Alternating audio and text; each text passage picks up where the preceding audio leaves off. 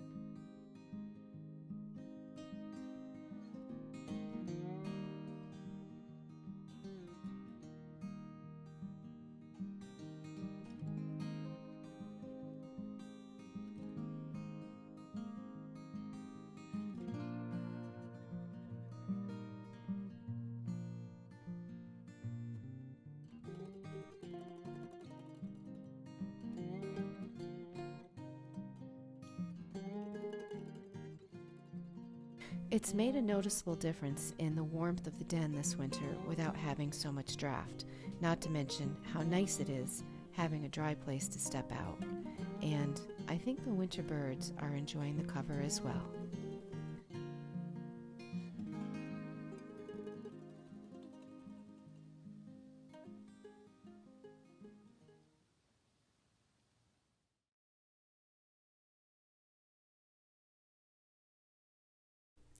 I'm Andrea Francine.